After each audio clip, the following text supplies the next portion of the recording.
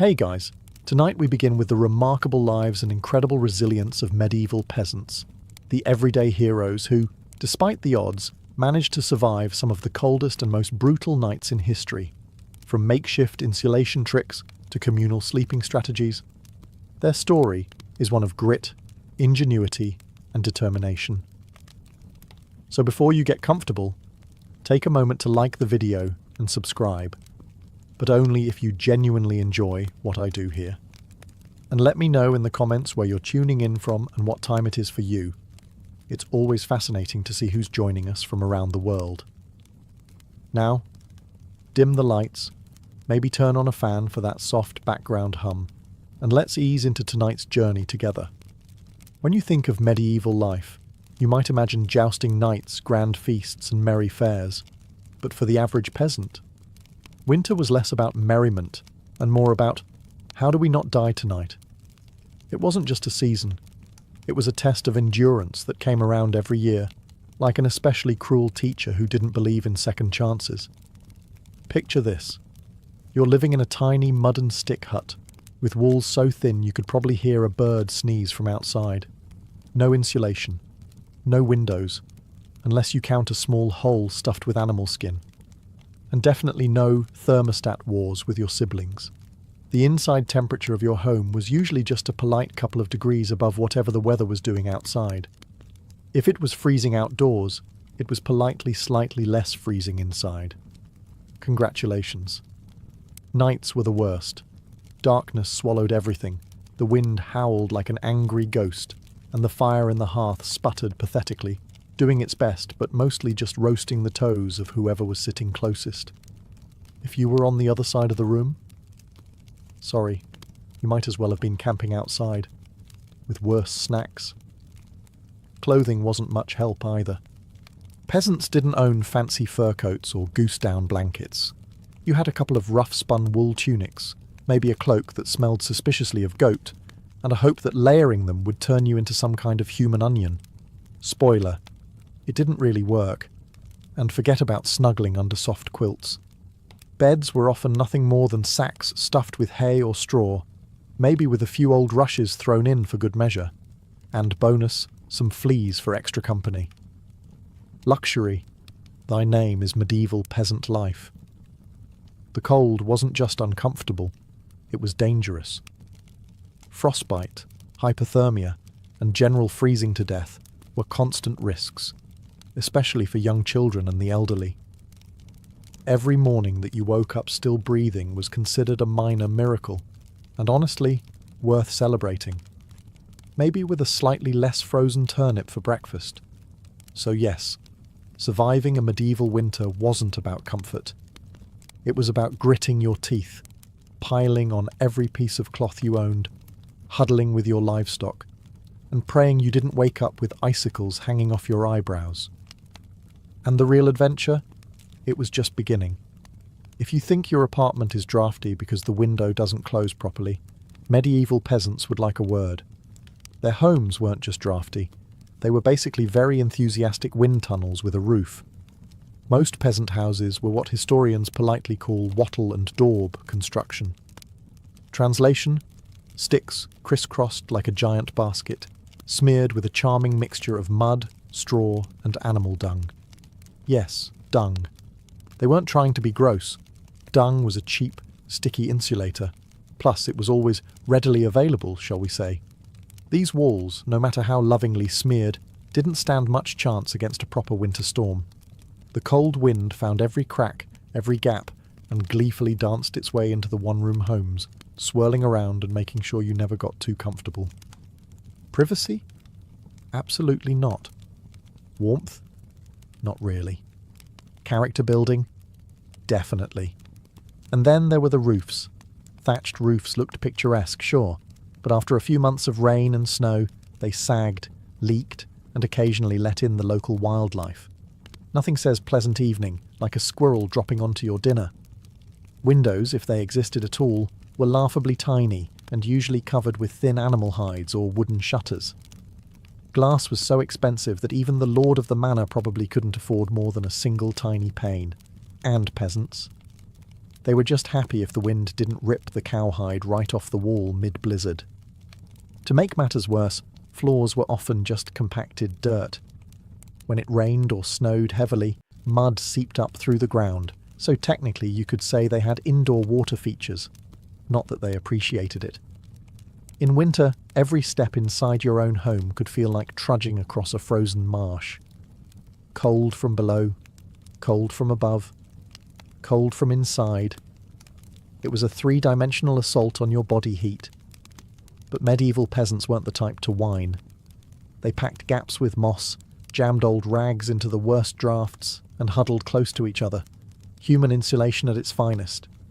Creativity, stubbornness, and a bit of sheep grease rubbed into the walls were often the only things standing between them and becoming medieval popsicles. Because if your house was falling apart, and your best protection against the elements involved mud and goat hair, well, at least you could laugh about it. Sort of. If your teeth weren't chattering too hard. As if the freezing air wasn't enough, medieval peasants also had to battle a silent enemy rising from below, the frozen ground itself. Floors weren't really floors back then. They were just slightly flatter patches of earth inside your home. Maybe if you were lucky, someone had thrown down some straw or old rushes to give you the illusion of comfort. But make no mistake, you were sleeping one insulted back away from the cold, hard dirt. And oh, that cold was relentless. It seeped up from the earth like an evil little ghost, worming its way through the straw into your bones and straight into your very soul. If you dropped anything onto the floor during a winter night, congratulations, it was now part of the permafrost. Medieval peasants tried to fight this grim battle in a few ways. One method was layering thick mats of straw across the floor. If you could afford it, or more realistically, if you could steal enough of it from your neighbour's field without getting caught, you might have a decent insulating barrier. But straw flattened fast, got mouldy even faster, and added an extra crunchy soundtrack to your already miserable nights. Some homes layered dried rushes onto the dirt instead. Every so often they would throw fresh rushes on top without cleaning out the old ones. Over time, this created a fascinating ecosystem of decomposing plants, fleas, and whatever mystery creatures decided to move in. It was basically medieval carpet padding. If your carpet was alive, slightly damp, and smelled like a wet dog. Beds, for those who had them, didn't solve much. They were usually little more than wooden frames packed with, you guessed it, more straw or hay. Instead of cosy mattresses, you had poking, shifting, crunchy layers that did little against the cold radiating from below. Tossing and turning wasn't about comfort. It was a desperate, awkward dance to keep blood flowing and avoid freezing one side of your body. The truth is, medieval peasants didn't conquer the icy ground so much as learn to live uncomfortably above it. A good night's sleep wasn't about dreams or softness. It was about waking up with all your toes still attached. And if you could pull that off, hey, you were doing better than most. If medieval homes had a single hero during winter, it wasn't the roof, or the walls, or even the brave layers of dirt and dung insulation. It was the hearth, a crackling, stubborn fire pit that served as the only real defence against the cold, the darkness, and the general gloom of medieval life. At the centre of nearly every peasant home was a simple fire. No fireplace with a fancy stone mantel, no neat chimney sweeping the smoke skyward.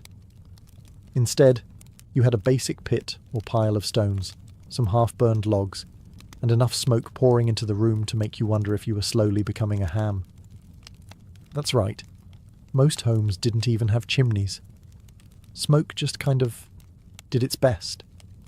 It drifted out through small holes in the roof, cracks in the walls, or right into your lungs if it was feeling lazy that evening. It wasn't ideal for breathing, or your overall lifespan.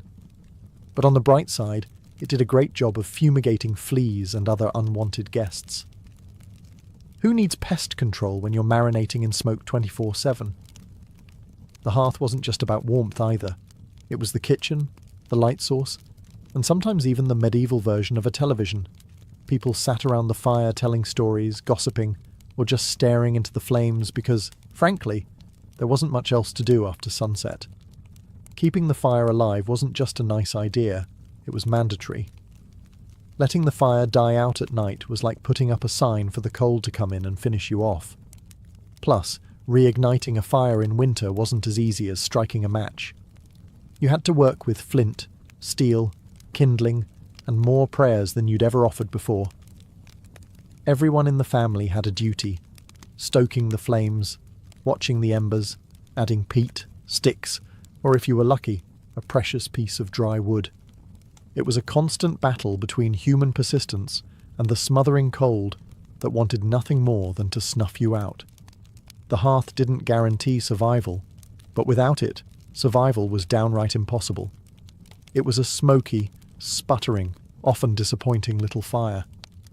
But in a medieval winter, it was the beating heart of hope. If there was one thing medieval peasants feared more than running out of ale, it was letting the fire go out overnight.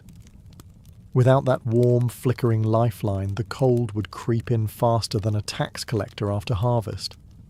And in the dead of winter, restarting a fire from scratch wasn't just inconvenient, it could be deadly. Matches didn't exist yet.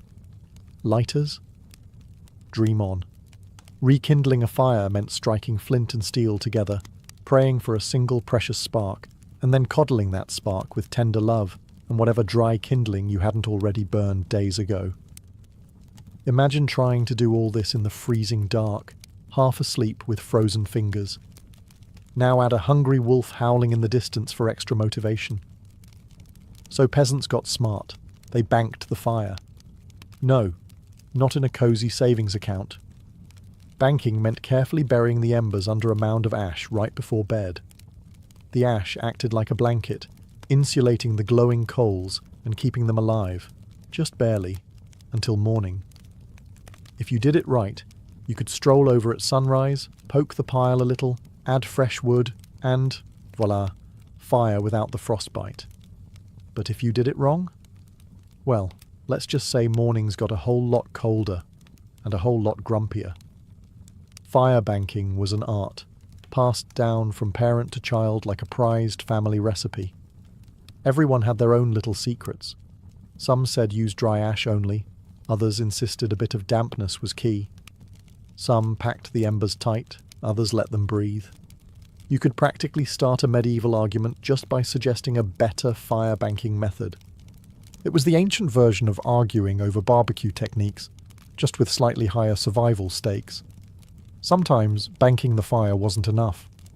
A howling wind might sneak through a crack and snuff it out anyway, or a clumsy sheep might stumble into the hearth. Yes, it happened. That's why some families took turns getting up in the night to check the coals, basically the medieval equivalent of sleepwalking to the thermostat. In the end, fire banking was less about mastering nature and more about buying just a few more precious hours of warmth. And if you woke up to even a single surviving ember, that was your victory, right there, and enough to face another day of battling the cold. In medieval times, the phrase, "the more, the merrier," wasn't just about parties. It was a winter survival tactic. When the fire sputtered and the freezing winds whistled through every crack, there was one surefire source of warmth, each other. And if that meant sleeping cheek to cheek with your entire family, neighbours, livestock, and possibly a very confused goose, so be it. Forget about personal space. Privacy wasn't even a concept. On the coldest nights, the goal wasn't comfort. It was, don't wake up frozen to the floor. Entire households piled into the warmest corner of the house, wrapped in whatever scraps of cloth they could find, and formed what could best be described as a desperate, snoring, human lasagna. Younger kids squeezed in between parents, grandparents snuggled under the outer layers, and if Cousin Ethel showed up unexpectedly, well, there was always room for one more. If you were lucky, you got to sleep in the middle, where body heat radiated from all sides. If you were unlucky, you were on the edge, the medieval equivalent of sleeping next to the door of a meat locker. And woe to the person who moved too much during the night. You shift once to get comfortable, and suddenly you've knocked Aunt Maud into the freezing draft by the wall. Congratulations, you're now the family villain. Sometimes even bedding was shared. A communal straw mattress that slowly flattened under the nightly weight of multiple generations. And because hygiene wasn't exactly winning any awards back then, let's just say it wasn't the most fragrant sleeping arrangement. But hey, when it's you versus frostbite, you stop being picky. Body heat wasn't just nice, it was strategic. Some medieval guides even recommended deliberately arranging the strongest, warmest people on the outside of the group, like human shields against the cold. Babies and frail elders were tucked deep in the centre, treated like the precious little heat generators they were. This wasn't just about survival, though. Over time, it became part of daily life, part of family bonding.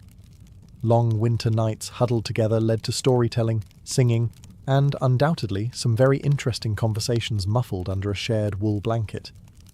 So next time your sibling steals your blanket or your dog hogs the bed, just remember, at least you're not fighting for elbow space between a snoring uncle and a particularly judgmental goat. If you thought modern roommates were a challenge, medieval peasants would like to introduce you to their winter housemates: cows, goats, pigs, chickens, basically anything with a pulse and a little bit of body heat. Bringing animals indoors wasn't just a quirky village tradition, it was vital for survival. Livestock generated warmth, and in a poorly insulated hovel where the wind howled louder than your stomach, every little degree mattered. Plus, if your goat shared a wall with you, it was slightly less likely to get stolen by a neighbour in the dead of night. 2 birds, 1 stinky stone. At night, the house became a chaotic living furnace. Chickens nested in corners, pigs snorted near the hearth, and cows lounged luxuriously against the walls, chewing cud like they paid rent. It wasn't glamorous, far from it. If you've ever been stuck in a car on a summer road trip with someone who forgot to shower, imagine that. But it's a cow, it's winter, and there's literally nowhere else to go. The smells? Legendary. By springtime, the perfume of a shared winter was something fierce. You didn't need to light a candle. Your nostrils were already on a wild ride. But medieval peasants developed a selective nose. They didn't complain much because they knew one uncomfortable truth. The more animals inside, the fewer frozen toes in the morning. Certain animals even had prime spots. Cows, being the biggest and warmest, usually took centre stage near the family. Goats were allowed closer in for their warmth, and because goats, being goats, would find a way inside anyway. Chickens roosted in rafters or old baskets, and pigs, well, pigs didn't care. They plopped down wherever they pleased, probably right in the middle of the floor. Of course, sharing your bedroom with livestock wasn't without hazards. Imagine drifting off peacefully, only to be rudely awakened by a chicken deciding your hair makes a good perch, or stepping barefoot into something suspicious. First thing in the morning. Yes, medieval mornings could be full of surprises. Still, despite the noise, the smells, and the occasional hoof to the ribs, peasants understood the simple math. Cold kills, and cows cuddle, whether they want to or not. In the battle against winter's icy fingers, a warm, slightly slobbery cow breath was often the deciding factor between life and death. In medieval winters, fashion wasn't about looking good, it was about not dying. Peasants weren't flipping through the latest trends, they were layering up like they were preparing for battle against the Grim Reaper himself. The rule was simple. If you owned it, you wore it. Sometimes, all at once. First, the basic undertunic, a scratchy, probably not too clean linen shirt. Over that, a thicker woolen tunic, then another, if you had it. Add some leggings that sagged at the knees, a rough cloak draped over your shoulders, and, if you were really lucky, a patched-up sheepskin thrown on top like a prize trophy. Congratulations, you were now approximately 10% warmer and 90% itchier. Boots were a luxury. Many peasants wrapped their feet in layers of cloth or old rags and stuffed them into wooden clogs. If the cold still bit through, well, you just added another rag and hoped you didn't lose a toe. And forget about washing all these layers. Washing your clothes in the middle of winter meant dragging them to a frozen stream, smashing through the ice, and then waiting 2 days for your only shirt to dry, if it didn't just freeze into a tragic shirt cycle. Most peasants wisely decided that smelling like a mix of smoke, sweat, and sheep was a small price to pay for not freezing solid. Interestingly, the dirt and grease buildup had a bonus feature: insulation. That grimy layer locked in body heat. It was like a medieval Gore-Tex jacket, just smellier and far less socially acceptable today. Hats, scarves, and gloves were prized treasures. A simple woolen cap could mean the difference between making it through the night or waking up with hair frozen to the wall. Gloves were often homemade from whatever scraps of leather or fabric people could scrounge, sometimes looking more like sad puppet costumes than anything fashionable. Children were especially swaddled until they resembled overstuffed turnips, waddling awkwardly around the house. The goal was to trap as much precious body heat as possible. Style? Elegance? Never heard of them. Warmth was the real medieval flex. So, the next time you complain about layering up for a chilly day, just remember: medieval peasants walked around wearing half their wardrobe at once, looking like lumpy laundry bags, and counting themselves lucky for it. In the medieval peasant playbook, dirt wasn't just something you scrubbed off. It was practically a survival tool. As it turns out, getting grimy wasn't a sign you'd given up on life.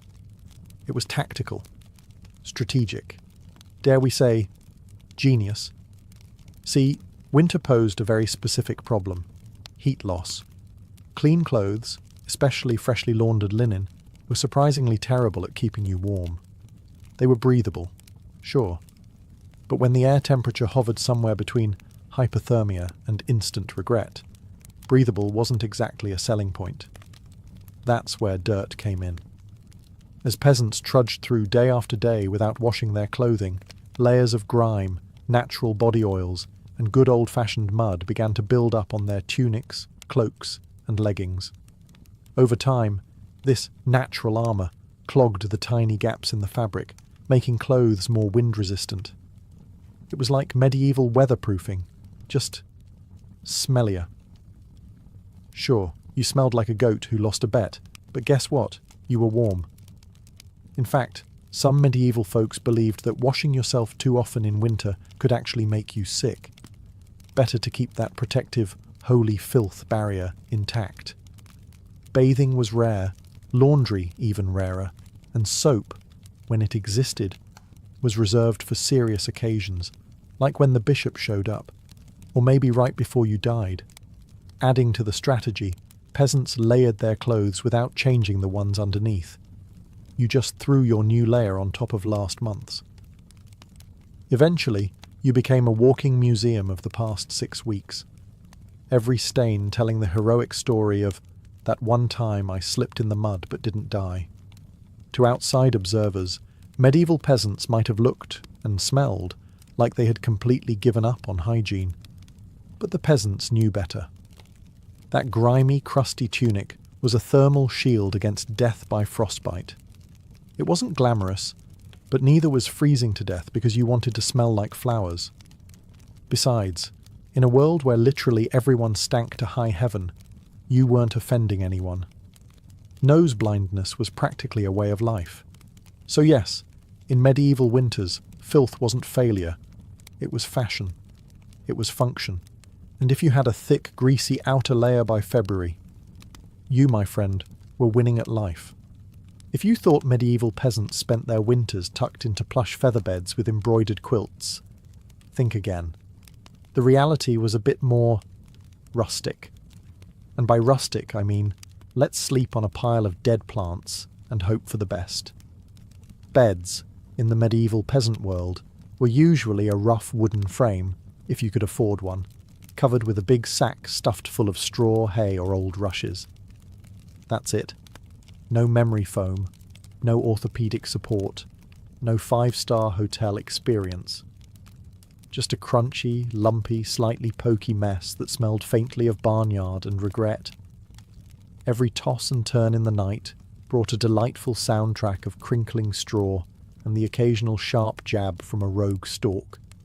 Some peasants even skipped the wooden frame altogether and just threw the straw straight onto the dirt floor, creating a luxurious, ground-level sleeping experience that modern influencers would probably rebrand as earth-connected slumber. The straw mattresses weren't just uncomfortable, they were temporary. Over time, the straw flattened, grew mouldy, attracted bugs, and generally turned into a biological hazard zone. Changing the straw was a big event, usually done a few times a year if you were diligent, or whenever your bed started actively moving without your permission. Rushes were a popular alternative. These long grasses were spread thick on the floor, sometimes mixed with herbs like lavender or rosemary to mask the overwhelming odour livestock aroma of daily life. Fresh rushes smelled lovely, for about a day. After that, they became part of the muddy, trampled landscape inside the house, blending seamlessly with dirt, food scraps, and whatever else wandered in. And let's not forget the bedfellows. Fleas, lice, and other charming critters loved straw bedding almost as much as the peasants did. If you woke up scratching more than you slept, congratulations. You were living the authentic medieval experience. Despite the hardships, these humble beds were lifesavers. Piles of straw provided a crucial insulating layer against the frozen earth, and clumping together atop them created pockets of shared body heat, medieval central heating at its finest. So, next time you sink into your soft, supportive mattress, just remember, somewhere out there, a medieval peasant is looking down at you from history, grinning through a mouthful of missing teeth and saying, "Must be nice." When you live in a house made of sticks, mud, and optimism, you quickly learn that winter breezes aren't just a nuisance, they're personal attacks. Medieval peasants didn't just fight the cold from the outside, they fought it from inside their own homes, armed with nothing but whatever they could cram into the cracks. And trust me, there were a lot of cracks. Walls warped, mud crumbled, thatch sagged. The cold seemed to find new places to sneak in every night, like a mischievous poltergeist with a grudge. Sealing up the house became an art form. Peasants stuffed gaps with moss, straw, scraps of old cloth, bundles of dry grass, and sometimes even animal hair. If it was soft, squishy, or vaguely insulating, it was jammed into a hole somewhere. Some particularly determined souls daubed extra layers of mud and dung over the outside of their walls as an annual winter project. Imagine standing there in freezing weather, slapping cold manure onto your own house while muttering, "This is fine, this is luxury." Because in a way, it was. Roof leaks were another battlefield. Thatch, while cheap and plentiful, wasn't exactly waterproof, especially after a few seasons of rain and snow. Peasants would plug holes in the roof with spare bits of cloth, bundles of reeds, or, in moments of true desperation, chunks of turf stolen from the nearest field. Every home eventually started to look like a slightly sad patchwork quilt made by someone who gave up halfway through. Doors? Windows? If you had them, you were lucky. But even then, they were little more than wood planks hung by iron nails and sheer stubbornness. Window holes were often covered with animal hides or thick cloth soaked in animal fat to block out the worst drafts, and add a bonus aroma of mystery meat to the living space. Every night was a battle between human ingenuity and the relentless, sneaky cold. One minute you were warm, the next minute a sudden gust would find the one spot you missed, slapping you awake like a frosty hand of doom. Yet somehow, through cleverness, stubbornness, and a refusal to accept slightly frozen as a permanent state of being, medieval peasants patched, stuffed, and muddled their way through the worst winters nature could throw at them, one muddy handful at a time. When the cold bites hard enough to keep you awake at night, medieval peasants had a solution. Don't even try to pretend everyone's sleeping at once. Instead, they developed a survival strategy that today would make any military commander proud: sleeping in shifts. It wasn't some grand, organised system with whistles and roll calls. It was far simpler and much more desperate. Half the household stayed awake, tending to the fire and patching up stray drafts, while the other half curled up under threadbare blankets and hay, trying to catch a few precious hours of half-frozen sleep. The fire needed constant attention. Left alone, it would die down, and restarting it, remember, was about as easy as getting a stubborn donkey to dance. So someone had to be on ember patrol, and since no one wanted to get up once they were finally warm-ish, families rotated shifts. You dozed for a few hours, got elbowed awake, then stumbled over to the hearth to poke, prod and curse the fire back to life, while trying not to step on a goat. The rotation wasn't glamorous. There were no night vision goggles, no late-night snacks, and certainly no 5 more minutes snooze buttons. Just stiff joints, heavy eyelids, and a growing resentment toward whoever snored loudest during your shift. Children old enough to hold a stick were pressed into service, learning early that in winter, everyone pulled their weight, or froze trying. Grandparents sometimes stayed by the fire longer, both because of their experience and, frankly, because arthritis made lying down and getting up again a monumental event. And when it was your turn to sleep, good luck. With people moving about, animals rustling, wind battering the walls, and the occasional sharp nudge from a sibling who, accidentally, rolled over too hard, getting quality rest was a miracle. Yet despite the exhaustion, the system worked. Sleeping in shifts meant that there was always a set of eyes, and cold, begrudging hands, ready to keep the hearth alive. The embers survived, and by extension, so did the family. So next time you grumble about waking up to adjust the thermostat or let the cat out, spare a thought for the medieval peasant, squinting into a smoking fire at 3 a.m, wondering if toes were really that important after all. You know it's cold when you have to think about how you breathe just to stay alive. Medieval peasants didn't just battle the freezing air with cloaks, fires, and creative sleeping arrangements. They even adjusted the way they inhaled and exhaled to survive the night. The problem was simple. Deep, open-mouthed breathing pulled icy air straight into your lungs. In a world where pneumonia could kill you faster than you could say, "Hail Mary," that was a risk nobody wanted to take. So peasants learned the art of what you might call survival breathing.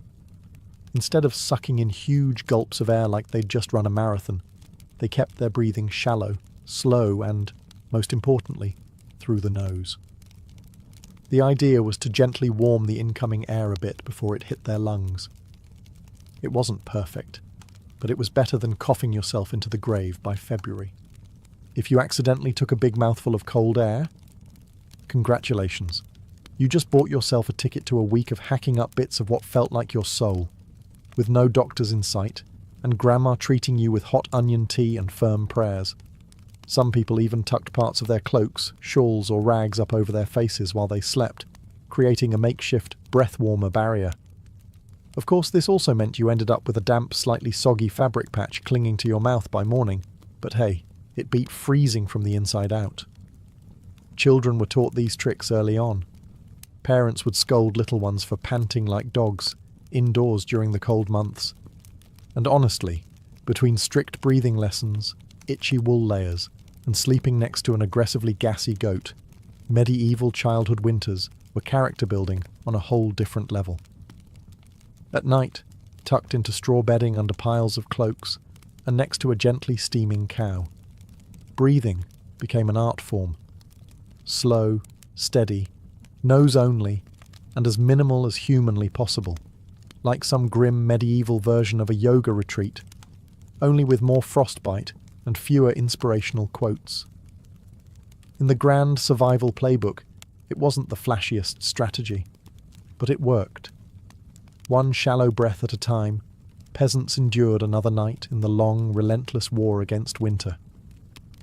In the endless battle against medieval winter, peasants discovered an unlikely secret weapon: a full stomach. Turns out, one of the best ways to fight off the cold wasn't another scratchy wool cloak. It was stuffing yourself with something hearty and heavy right before bed. Calories meant warmth. The more your body had to digest, the more it heated itself up doing the work. It's basic medieval thermodynamics. Eat a heavy meal, generate internal heat, and maybe, just maybe, survive until morning without turning into a peasant-shaped popsicle. So what did medieval peasants pile onto their plates before a long, freezing night? Think thick stews, heavy with root vegetables like turnips, onions and parsnips. Grains were lifesavers too. Oat porridge, barley gruel, or dense, chewy rye bread. If you were especially lucky, say, after a festival day or a generous slaughter, you might even get a hunk of salted pork or a slice of dried sausage thrown into the pot. This wasn't comfort food in the Instagram sense. No delicate presentation, no artisanal garnishes. It was one enormous, vaguely brown meal, designed to sit in your gut like a friendly brick, slowly burning through the night and keeping you just a little bit warmer. It wasn't just about eating a lot. It was about eating smart. Foods that took longer to digest provided a slow, steady trickle of warmth. Fatty foods were particularly prized, not just for the energy they provided, but because fat burns slower than lean meat. A belly full of stew, bread, and a questionable amount of lard. Peak medieval winter luxury. Parents made sure even the pickiest children ate heartily. Nobody cared if little Thomas didn't like turnips. You ate the turnips, or you shivered through the night thinking about how much you missed the turnips. Harsh but effective parenting.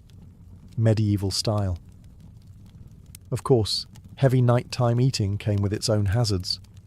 You might be warmer, but you were also risking a night of vivid, bizarre dreams, fueled by a stomach trying desperately to process an entire field's worth of cabbages. Was it worth it? Absolutely. Because in the end, peasants weren't aiming for a Michelin star meal. They were aiming to survive. And if that meant going to bed full, bloated and breathing gently through your nose next to a steaming cow, well, that was just another night in the ongoing quest to see another frosty sunrise.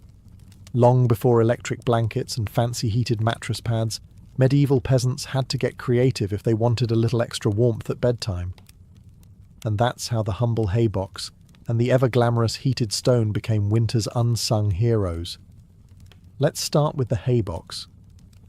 It sounds rustic, and it absolutely was, but the idea was pure genius. Peasants would take a sturdy wooden box, line it thickly with hay, and use it to store food that had been cooked earlier, keeping it warm for hours.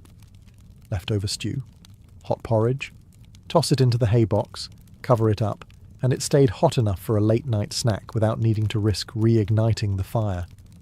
Medieval slow cookers, basically. But peasants didn't just stop at food.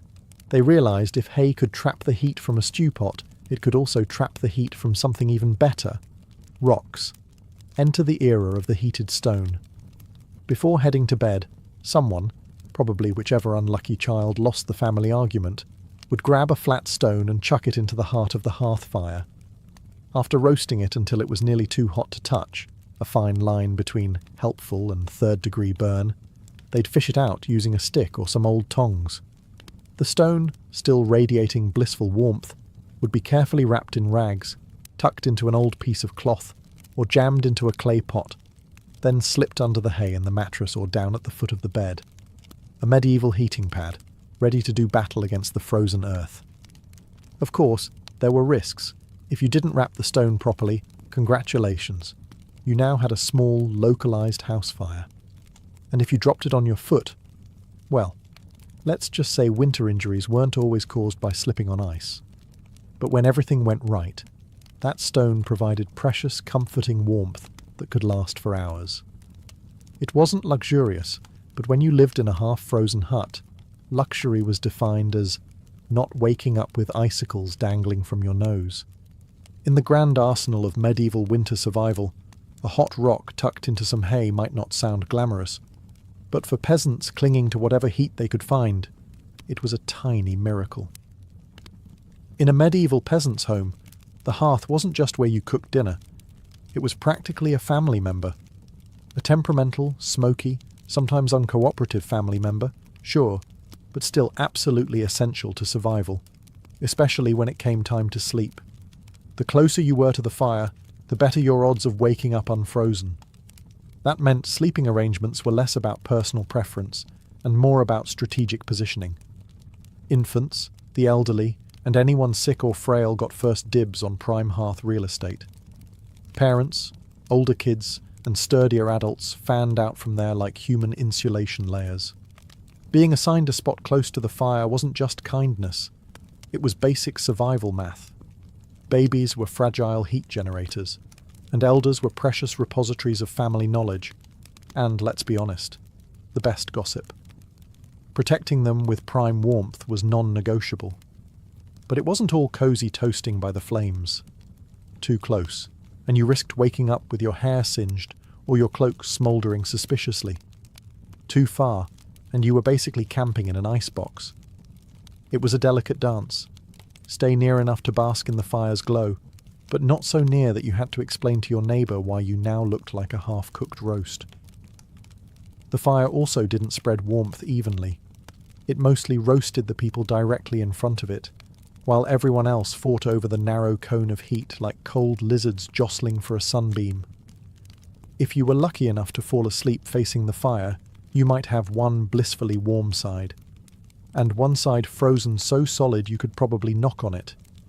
Pets and livestock, of course, muscled in too. A dog might wedge itself between you and the fire, tail wagging dangerously close to open flame. Chickens sometimes perched perilously on hearthstones, clucking softly into the night like tiny feathery guardians of warmth. Every crackle of the logs, every shift of glowing embers was a tiny promise. You're still alive, you're still warm, for now. And so peasants drifted into uneasy sleep, lulled by the fire's pops and hisses, each breath forming small clouds in the frigid air beyond the fire's fragile circle. It wasn't perfect, it wasn't comfortable, but it was life, clinging to warmth by a thread of glowing coals. In the medieval world, no one survived winter alone, unless they wanted to become a very stylish frozen statue by January. Survival wasn't just a family affair. It was a village project, a messy, muddy, loud collaboration where everyone's warmth and life depended on everyone else. The peasants knew that in the dead of winter, a strong fire and a pile of hay could only do so much. If your neighbour's house went dark, you noticed. If the smoke from old Tom's hearth suddenly stopped curling into the sky, someone went to check. And not just because Tom owed you a chicken, though that might be part of it, but because community meant survival. Villages had unofficial winter watchers, often the young or the elderly, who couldn't work the fields, but could keep an eye on who was coughing too hard, who hadn't come to barter at the market in a few days, or whose home looked a little too still in the morning frost. These people were the medieval version of neighbourhood patrol, minus the reflective vests, plus a lot more sheep. If a family's fire went out, it was a near emergency. A good neighbour would rush over with a glowing coal bundled in rags, or better yet, invite them into their own smoky, overcrowded hut for the night. Yes, it meant squeezing an extra 4 bodies into an already cramped space, but it was better than finding frozen friends come spring thaw. Communal food stores played a role too. During especially brutal winters, villages sometimes pooled their last salted meat, grain, and dried vegetables. It was grim charity. No one had much, but a few communal meals could be the difference between staggering into spring or not. Even children understood the stakes. They helped deliver wood, shared embers, and ran urgent messages when someone needed help. No one was too small or too tired when winter came knocking. Sure, medieval villages weren't all sunshine and hugs. Feuds happened. Disputes over land, goats, or who borrowed whose good cooking pot never really went away. But when the nights grew deadly cold, old grudges were often quietly shelved. After all, a rival was still worth saving, because tomorrow it might be you needing rescue. In the icy heart of winter, the village became one big, stubborn family. Sometimes dysfunctional, often hilarious, always fiercely determined to survive together. One muddy boot, one crackling ember, one frozen smile at a time. When medieval peasants faced the merciless cold of winter, they didn't just pile on cloaks or stoke the fire. They prayed. A lot. Because when the wind howled like wolves outside your paper-thin walls and the fire shrank into sullen embers, you wanted every possible advantage, including a little divine intervention. Faith wasn't just a Sunday affair back then. It was woven into every frozen breath. Before crawling under layers of straw and scratchy wool, families would kneel together, offering up hurried prayers to keep the fire burning, the roof intact, and their toes attached by morning. Saints became more than distant holy figures. They were winter's frontline defence. Saint Blaise, for instance, was called upon to protect against throat ailments. Not a minor concern when one mouthful of icy air could land you coughing up your soul. St. Nicholas wasn't just the jolly gift-giver of later legend. He was also asked to protect households from sudden ruin during the lean, deadly months. Superstitions wrapped themselves snugly around daily survival. Some families sprinkled a little holy water near the hearth before sleeping, hoping it would protect against evil spirits, or at the very least, mischievous draughts. Others marked doorways with blessed chalk after certain feast days, pleading for warmth and luck to find their way inside. Candles played a role too. Special vigil candles, often blessed by the local priest or the most pious old woman in the village, were sometimes kept burning throughout the night, a flickering plea against the cold darkness clawing at the walls. And of course, no serious winter prayer session was complete without a few promises. Dear Lord, if you just get us through this night, I swear I'll be kinder to my neighbour, even the one who keeps stealing our turnips. Faith wasn't some abstract comfort. It was a daily, urgent conversation. The peasants weren't asking for luxury, just survival. A little heat, a little food, and one more day to muddle through until spring broke the frozen grip on their tiny villages. It was simple, raw hope, whispered into the smoky rafters, tangled in breathless prayers, and tucked under itchy blankets, that somehow carried them through the endless, merciless nights of winter. For all the ingenuity, prayers, and stubbornness medieval peasants threw at winter, the truth was chilling. Sometimes it wasn't enough. And when winter won, it didn't just take a few unlucky souls. It took entire families, whole villages, vanishing them into silence beneath a heavy shroud of snow and ice. Some winters were particularly cruel, like the infamous Great Famine Winter of 1315, when rains destroyed crops, livestock starved, and freezing temperatures turned an already brutal existence into a slow, grinding disaster. People were so desperate that stories whispered of eating shoe leather, bark, and, in the most horrifying cases, each other. Failure to keep the fire alive wasn't just an inconvenience. It was often a death sentence. Without the hearth's meagre warmth, families huddled together for the final time. Neighbours would sometimes stumble across whole households in spring, bodies still locked in one another's frozen embrace, as if trying to share just a little more heat until the very end. Houses themselves could collapse under the weight of heavy snow or battering ice storms. A roof giving way in the middle of a frozen night wasn't just catastrophic. It was often fatal. Dragging yourself through thigh-deep snow to beg shelter from neighbours wasn't a guarantee either, especially if those neighbours were already stretched to the breaking point. Disease loved the cold too. Starvation weakened the body, and cramped, smoky homes turned into breeding grounds for pneumonia, bronchitis, and other deadly infections. A simple cough in December could easily be a funeral by January. And then there was the quiet horror: frostbite. Fingers, toes, even ears blackened and died while still attached to their owners. Some villagers survived winters at the cost of their limbs, a grim badge of honour that said, "I made it through, but winter took a piece of me." Yet what's most haunting isn't just the death, it's the eerie normalcy of it. People accepted that each winter, some among them wouldn't see the thaw. Death wasn't unexpected. It was just another neighbour at the door, wrapped in frost, waiting its turn. Even amid the bitter cold and constant threat, medieval peasants pressed on, stubborn, grieving, clinging to life. Because as long as there was one ember left in the hearth, one breath hanging in the frozen air, there was still a fight worth fighting. When we look back at medieval peasants, those muddy, frost-bitten survivors of endless winters. It's tempting to see only their hardships, the cracked hands, the frozen toes, the smoke-choked huts.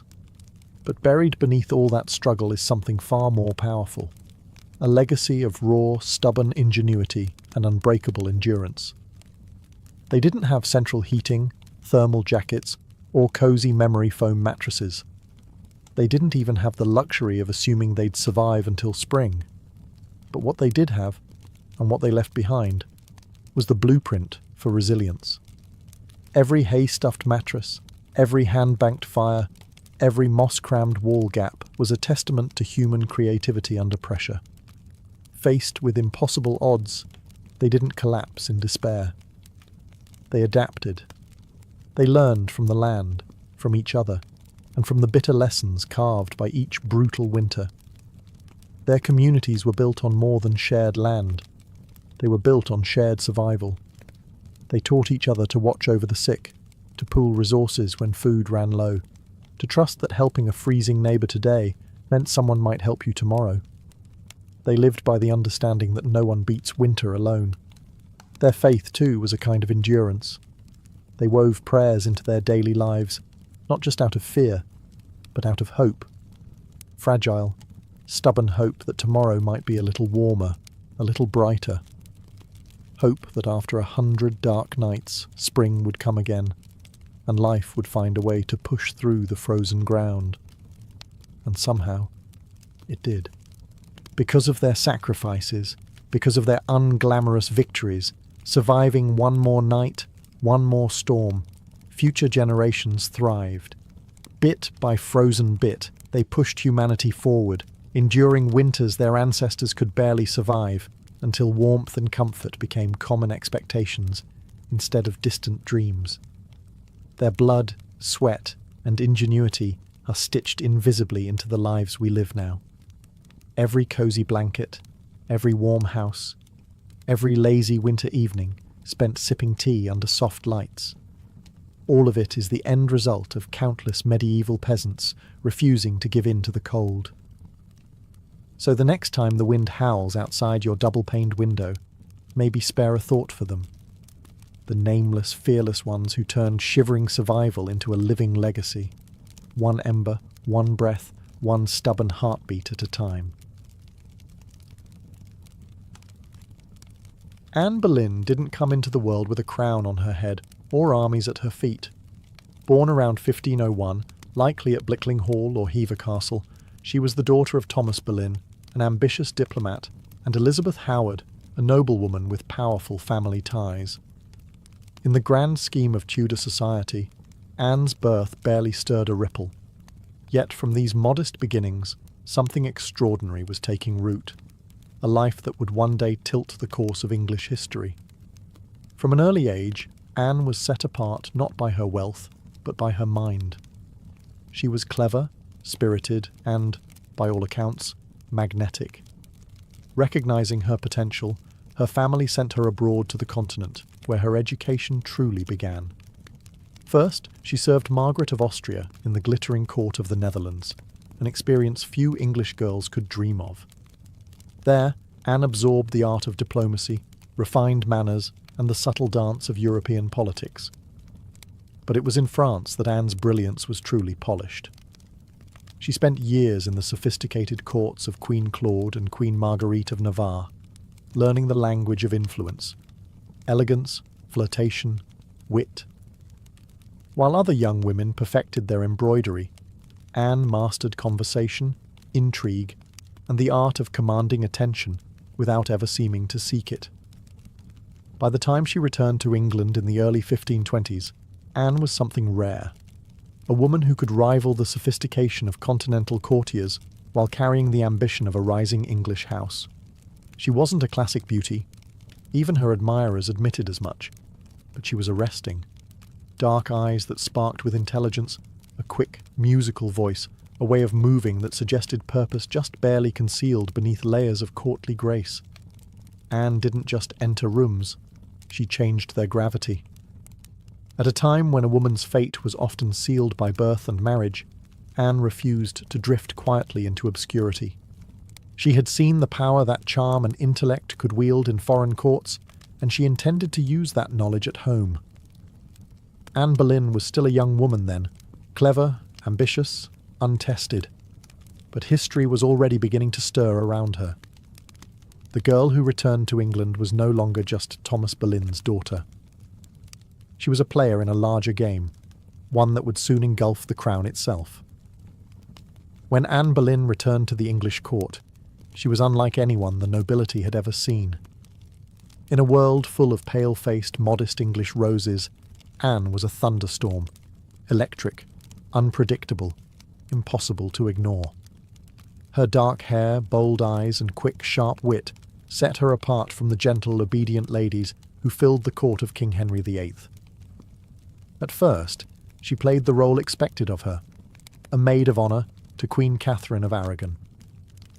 But even in the Queen's shadow, Anne's presence flickered like a candle too bright to snuff out. She danced gracefully, spoke French with the ease of a native, and laughed with a confidence few women dared display. Men noticed. Women gossiped. The court buzzed quietly about the striking Boleyn girl. It wasn't long before she caught the most dangerous attention of all, the king himself. Henry VIII was no stranger to flirtation. His court was a playground of whispered promises and secret liaisons. But Anne was different. She didn't swoon at his compliments or fall eagerly into his arms like so many others had. She teased. She challenged. She refused. Henry, a man used to instant adoration, was captivated. The more Anne held him at arm's length, the deeper he fell. Letters passed between them, filled with declarations of love, frustration, longing. Henry offered her the role of royal mistress, the most powerful unofficial position at court. Anne, astonishingly, said no. She would not be just another conquest, a forgotten mistress lost to time. If Henry wanted her, he would have to make her his wife. It was a gamble so audacious that it stunned the court. After all, the king was already married. His queen, Catherine, was beloved by the people and fiercely protected by her nephew, the Holy Roman Emperor. The church itself would have to be defied for Henry to claim Anne. But Anne didn't flinch. She had lived in the courts of Europe, where queens wielded soft power from behind lace fans and painted smiles. She knew ambition was a dangerous game, but it was a game she intended to win. Standing in the candlelit halls of the English court, Anne Boleyn made her choice, not to be merely admired, but to change her destiny, and England's, forever. What began as an intense flirtation between King Henry VIII and Anne Boleyn soon spiraled into a national crisis. Henry wasn't merely besotted, he was obsessed. And in his obsession, he was willing to tear apart everything England had known for centuries. The king's desire to marry Anne hit a small snag, namely, he was already married to Queen Catherine of Aragon. Catherine, dignified and resilient, refused to quietly step aside. She had been Henry's faithful wife for 2 decades, and in the eyes of God and the English people, she was the rightful queen. Divorce wasn't just scandalous, it was almost unthinkable. But Henry was determined. He convinced himself, and tried to convince everyone else, that his marriage to Catherine was cursed because she had once been married to his brother, Arthur. Never mind that the Pope had granted special permission for their union years ago. Henry now insisted that his soul was damned unless he annulled the marriage. Anne, for her part, knew better than to appear too eager.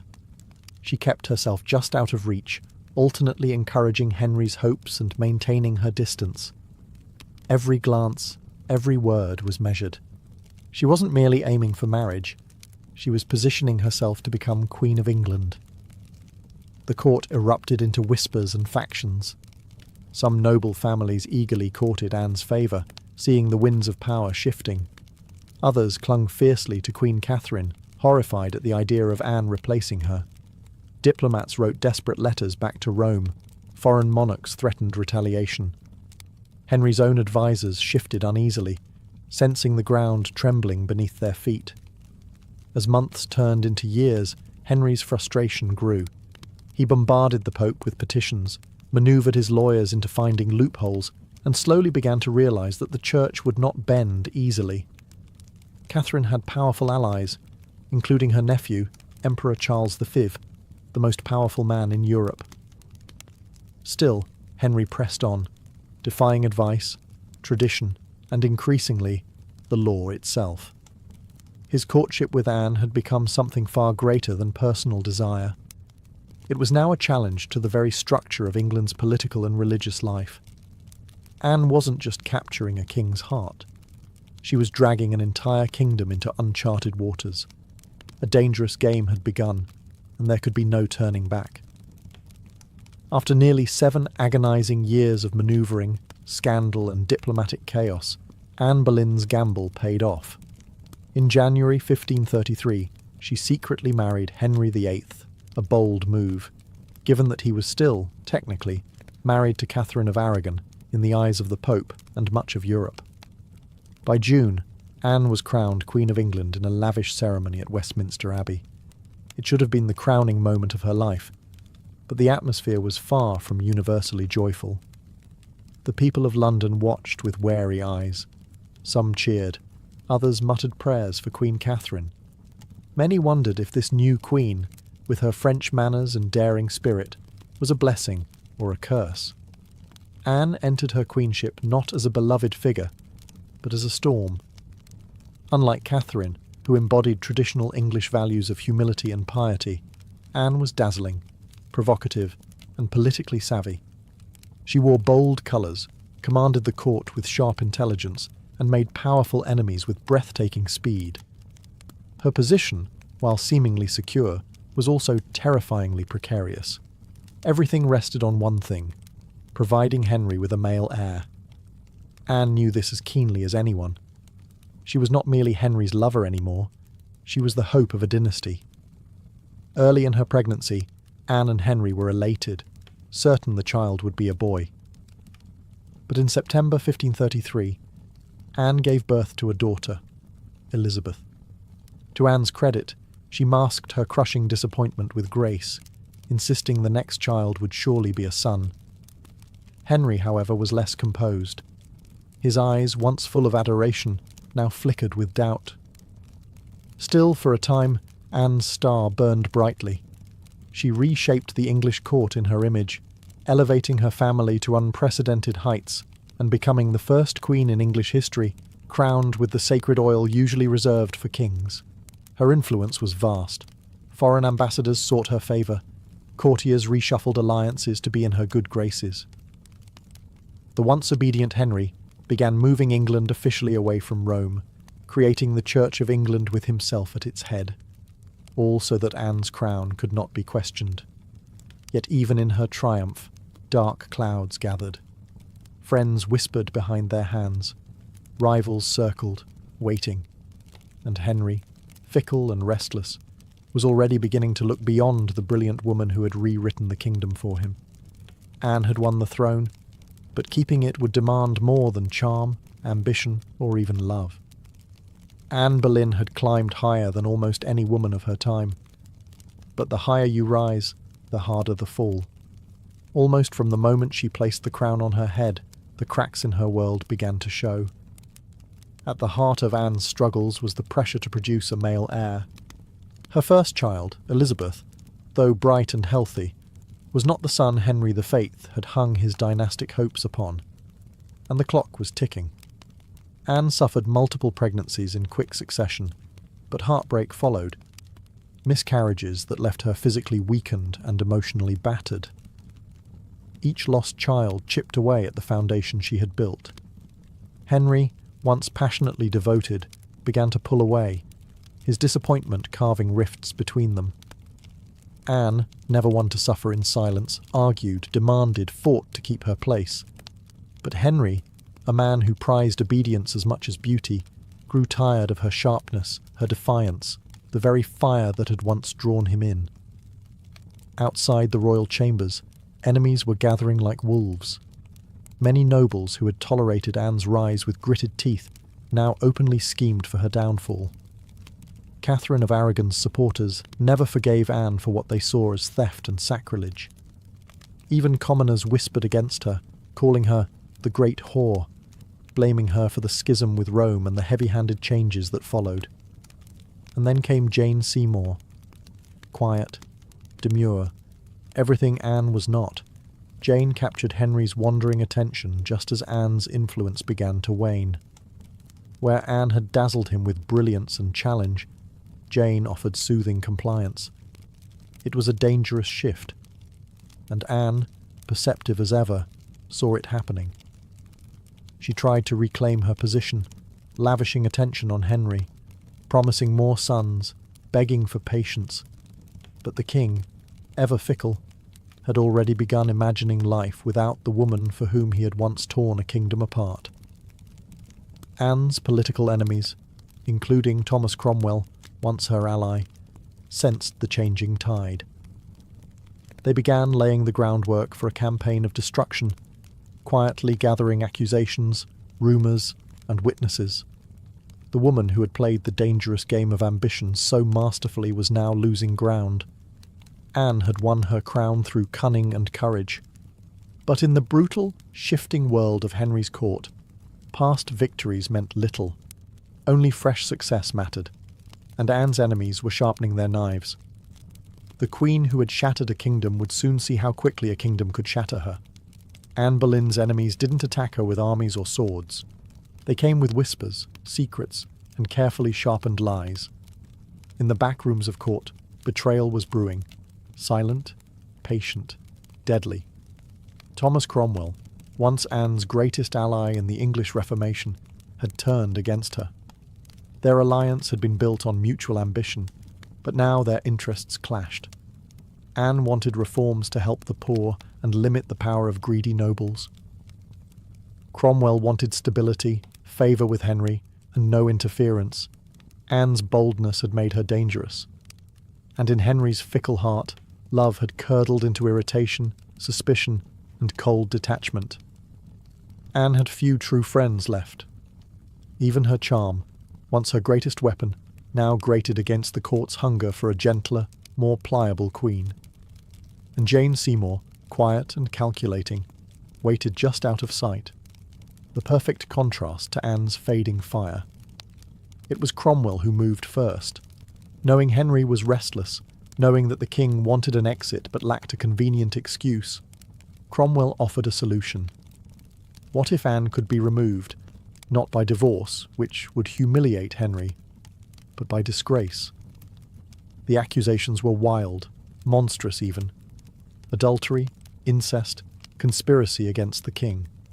Anne, the proud, brilliant queen, painted as a betrayer, a temptress, a threat to the very crown she once redefined.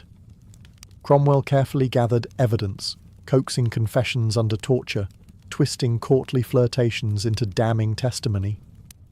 Several men, including Anne's own brother, George Boleyn, were arrested. The charges made little sense. They were riddled with contradictions and impossibilities. But in Henry's court, truth was whatever the king needed it to be. Anne, sensing the tightening noose, fought desperately. She appealed to Henry's memory, to the love they had once shared. But it was no use. The man who had once torn England apart for her now refused to meet her eyes. In May 1536, Anne was arrested and taken to the Tower of London. As the great gates slammed shut behind her, she knew the truth.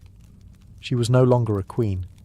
She was a prisoner, a pawn trapped in the brutal game she had once played so masterfully. Betrayal had sealed her fate. And now, alone in the tower, Anne Boleyn waited for the final move. Anne Boleyn stood in the great hall of the Tower of London, facing a tribunal of nobles, many of whom owed their very titles and fortunes to her rise. Now, they sat in judgment, cold and watchful, prepared to erase the woman who had once changed the destiny of England. The charges against her were shocking. Adultery with multiple men, including her own brother, George Boleyn. High treason. Conspiracy against the king. In another world, such accusations against a queen would have been unthinkable. But here, now, they were simply theatre. A grim performance designed to give Henry VIII exactly what he wanted. Anne's downfall wrapped in a thin veil of legality.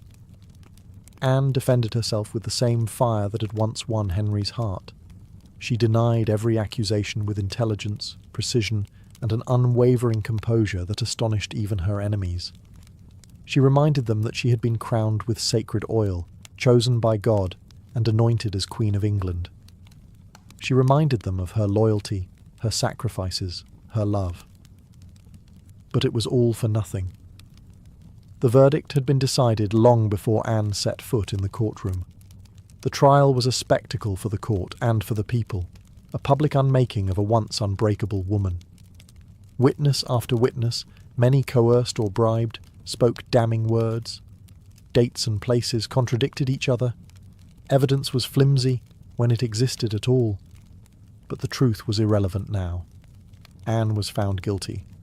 Her brother George and the other men accused with her were sentenced to death as well. Anne would be executed by beheading, a merciful sentence compared to the usual traitor's death of hanging, drawing, and quartering. When the verdict was read, Anne did not break. She stood tall, her face pale but her spirit fiercely intact. In those final moments before being led back to her cell, she spoke clearly, declaring that she was prepared to die, and prayed that God would have mercy on her soul. As the heavy doors of the hall closed behind her, the court exhaled in relief. The storm Anne had been, brilliant, dangerous, unforgettable, was nearly over. But even then, they did not understand. They were not erasing Anne Boleyn. They were immortalizing her, in betrayal, in tragedy, and in legend. After her trial, Anne Boleyn was returned to the Tower of London, not as the triumphant queen who had once commanded England, but as a condemned prisoner awaiting death. Yet even facing the end, Anne refused to crumble. In the cold, echoing halls of the tower, Anne prepared herself. She spent hours in prayer, kneeling on the hard stone floors, her hands clasped tightly, her voice steady. She confessed to no crimes because she believed she had committed none. She was not afraid to die, she said, but she prayed that her death would bring peace to the kingdom, and perhaps mercy to her little daughter, Elizabeth. Her ladies-in-waiting, those few who had stayed loyal, wept in private. Anne comforted them instead of the other way around. She joked bitterly at times, that she would be remembered as a queen who had lost her head. In her dark humour was the stubborn spark that had made her unforgettable. Henry VIII, meanwhile, showed no sign of mercy. He had already turned his attention to Jane Seymour. Even before Anne's execution date was finalised, Henry was arranging his next marriage. For Anne, this final betrayal, from the man who had once torn down a kingdom for her, must have been the deepest cut.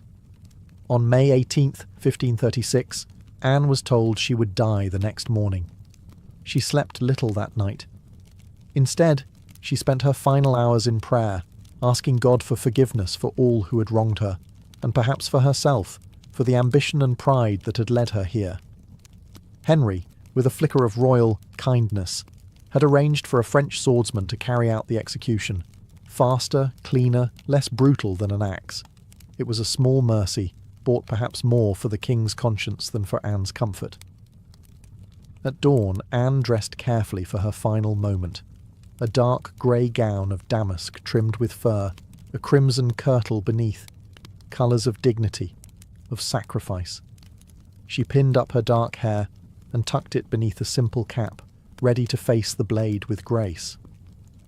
As the tower's cold morning mist curled around the courtyard stones, Anne Boleyn, queen, mother, survivor, fighter, stepped forward. There would be no tears, no pleas, only a final act of courage in the face of history's judgment. Her end was near. But her story was just beginning. On the morning of May 19, 1536, Anne Boleyn ascended the scaffold built within the Tower of London's walls. A small crowd gathered, courtiers, guards, a few witnesses, all wrapped in silence, as if even the stone walls held their breath. Anne stood tall, her grey gown fluttering slightly in the cold morning breeze. She looked thinner than she had at court, her face pale but calm. There were no hysterics, no broken sobs. If anything, she faced death with the same fierce dignity that had once shaken a kingdom to its knees. She spoke briefly, carefully choosing her final words. She did not accuse. She did not defend herself. She prayed for the king's health and prosperity, the very man who had abandoned her. In those final moments, Anne offered the world not a confession, but forgiveness. Her courage stunned even those who had come to see her fall. The French executioner, brought specially to ensure a swift death, stepped forward. Anne knelt upright, her hands folded in prayer, her eyes lifted toward the heavens. A small white cloth was tied around her eyes. She remained still. The sword flashed once, silent, swift, and Anne Boleyn, queen, mother, history maker, was no more. She was buried quickly in an unmarked grave within the Tower grounds, laid to rest in a narrow chest because no proper coffin had been prepared for her. A queen once crowned in gold, now left to vanish without ceremony. Yet Anne's story didn't end in that cold grave. Her daughter, Elizabeth, the child whose birth had once disappointed a king, would rise to become one of the greatest monarchs in English history. Elizabeth I, the Virgin Queen, whose reign would see the flowering of English art, power, and global influence. A queen who inherited her mother's fierce spirit, sharp mind, and unyielding resilience. Anne Boleyn changed the course of England forever. Her ambition helped trigger the break with Rome and the birth of the Church of England. Her fall showed the world that even queens could be cast aside. Yet through her blood, through Elizabeth, Anne's legacy blazed brighter than any crown she had worn in life. In the end, Anne Boleyn won a kind of immortality, not through her survival, but through her indelible impact on history. By the early 1770s, the American colonies simmered like a pot left too long over a roaring fire. The relationship with Britain, once seen as the proud mother country, had soured into resentment, suspicion, and growing fury. It hadn't started with tea. Years earlier, the Stamp Act had enraged colonists by placing taxes on everything from newspapers to playing cards. That was followed by the Townshend Acts, taxing essentials like paper, glass, and paint. Each new law, passed thousands of miles away by a parliament in which the colonists had no representation, was like another spark landing in dry brush. At first, the anger showed itself in polite petitions and fiery pamphlets. Colonial assemblies drafted formal protests. Merchants organised boycotts. Writers like Samuel Adams and John Dickinson filled newspapers with passionate arguments about liberty and rights. But as time wore on, frustration deepened into something darker. A slow realisation that Britain wasn't listening. Worse, Britain didn't care. Many colonists clung to the hope that if they just made enough noise, if they just reasoned hard enough, Parliament would repeal the taxes. And sometimes they did. The Stamp Act was famously repealed after loud colonial protest. But every small victory was followed by new legislation, new taxes, new insults. It wasn't about the money. It never really was. The taxes themselves were modest by British standards. What infuriated the colonists was the principle. They were being taxed without consent, treated as subjects rather than citizens, ruled like distant possessions rather than partners. Boston, more than any other city, became the beating heart of resistance. The Sons of Liberty, a secretive, fiery group of patriots, grew louder and bolder. In 1770, tensions exploded into violence when British soldiers fired on unarmed civilians in what became known as the Boston Massacre. Blood had already stained the cobblestones. Trust was a thing of the past. By 1773, the colonies were teetering on the edge. A final insult would tip them into open defiance. And it came, not in the form of soldiers or new laws or armies, but in the quiet, seemingly harmless shape of crates stacked with tea. The colonists didn't know it yet, but the night that tea floated in the cold waters of Boston Harbor, the world would change forever. In 1773, Parliament made a critical miscalculation. Believing the American colonies would quietly accept cheaper tea, they passed the Tea Act, a law that was supposed to save the struggling British East India Company and, incidentally, reassert Britain's right to tax the colonies. On paper, it looked like a good deal. The Tea Act allowed the company to sell tea directly to the colonies, cutting out the middlemen, slashing prices, and offering a luxury product at a bargain. A few pennies cheaper. What could possibly go wrong? Everything. Because the problem wasn't the price of tea, it was the principle behind it. The Tea Act left the hated tax on tea firmly in place. Accepting the tea, even at a discount, would mean acknowledging Parliament's right to tax the colonies without their consent. To many Americans, that was unthinkable, a surrender of the liberties they had fought to protect for more than a decade. The news of the Tea Act spread like wildfire through the colonies. Merchants fumed. They saw their livelihoods threatened by a monopoly that would crush local trade. Patriots raged at the hidden message. The Crown still believed it could do whatever it pleased. In Boston, the reaction was especially fierce. Already a city scarred by the Boston Massacre and years of economic hardship, Bostonians recognized the Tea Act for what it was, a trap disguised as a bargain. Refusing the tea became a matter of honor, a litmus test for loyalty to the cause of liberty. Public meetings swelled. Newspaper columns burned with fiery rhetoric.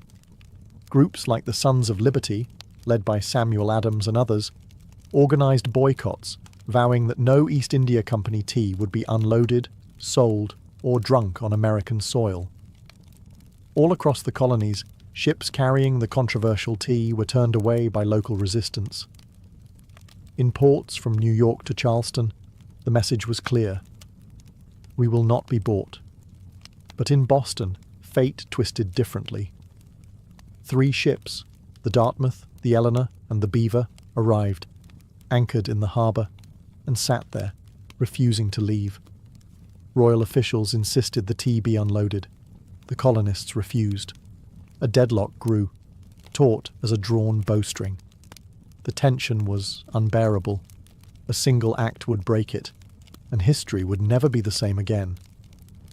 As the British tea ships sat stubbornly anchored in Boston Harbour, the city itself transformed into a powder keg. Every day that passed without resolution tightened the tension. Boston wasn't just resisting, it was preparing for a fight.